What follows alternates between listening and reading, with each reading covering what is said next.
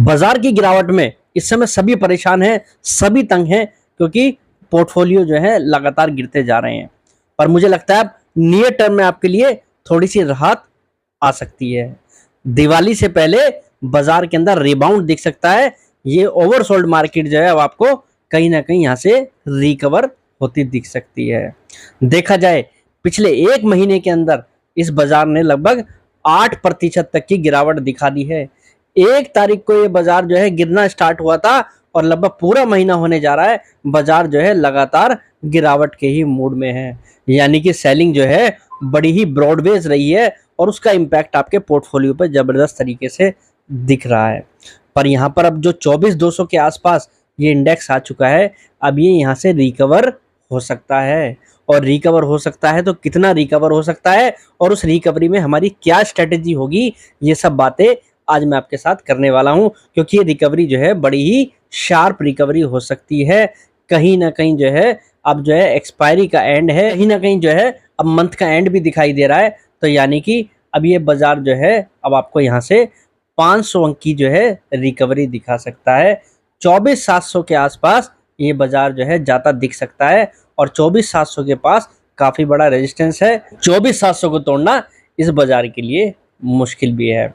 और मुश्किल क्यों है वो आपको बेहद अच्छी तरीके से पता है कि अर्निंग का इस बाजार को सपोर्ट ना करना और अन्य कारण जो मैं आपके साथ रेगुलर वे में डिस्कस कर चुका हूं, अगर आप हमारी वीडियोस को रेगुलर देखते हैं। और रिकवरी का जो कारण होगा वो कारण कोई ऐसा खास नहीं है, उसमें कारण एक ही है कि बाजार जो है ओवरसोल्ड है। इंडेक्स लेवल पर जो इतनी बड़ी सेलिंग हुई है, या आप कह सकते हैं जो शेयरों में इतनी बड़ी सेलिंग आई है, अब ये बाजार कहीं ना कहीं जो है थोड़ी बहुत शॉर्ट टर्म में रिकवरी दिखा के आपको ट्रैप भी कर सकता है। यानी कि शॉर्ट टर्म में अगर रिकवरी आती है तो उस रिकवरी में बाइंग की ना सोच के सेलिंग की सोचें। जो आपने शेयर्स या आपने जो है नियर टर्म में ट्रेड किए हैं, अगर उनमें आपको एक बार एग्जिट का मौका मिले तो एक बार वहां पर एग्जिट जरूर करें, कैश इन हैंड जरूर होए नियर टर्म में।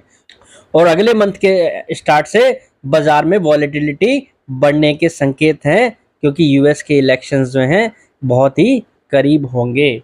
तो आपको इन बातों को ध्यान रखकर ही काम करना है। और ये अगर रिकवरी अगर नियर टर्म में कोई भी आती है तो उस रिकवरी को उछाल समझकर वहाँ पर जो है सेलिंग की कोशिश करें, वहाँ पर बाइंग में ना पड़े। यानी कि आप नियर टर्म में अगर रिकवरी आए तो बाइंग आपको बिल्कुल भी नहीं करनी है।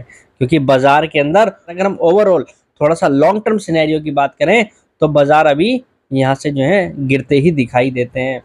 3 से 4 महीने हो चुके हैं और लगातार हम एक ही चीज़ डिस्कस कर रहे हैं कि बाजार जो है गिरावट दिखा सकते हैं। स्मॉल कैप मिड कैप जो स्टॉक्स हैं वो बिल्कुल भी बाजार को सपोर्ट नहीं कर रहे हैं। लार्ज कैप में एफआईआईज़ की सेलिंग है और ग्लोबल फैक्टर इस बाजार को जो है रिबाउंड करने में पसीने छुटा रहे हैं।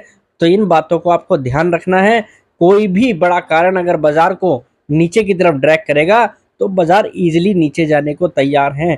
और अब अर्निंग सीजन का भी एंड है, अर्निंग भी सपोर्ट करती नहीं दिखाई दे रही।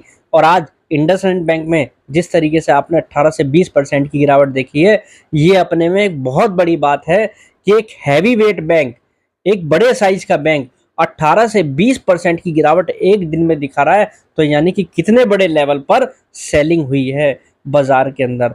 तो थोड़ा सा कॉशियस रहकर काम करें। कोई भी रिकवरी अगर बाजार के अंदर नियर टर्म में बनती है उसको सेल ऑन राइज समझें, ना कि वहां पर बाइंग करने की कोशिश करें। तो निश्चित रूप से जो गिरावट चल रही है ये आपको नियर टर्म में एक रिलीफ दे सकती है, बट वो रिलीफ जो है बहुत ही शॉर्ट टर्म के लिए होगा।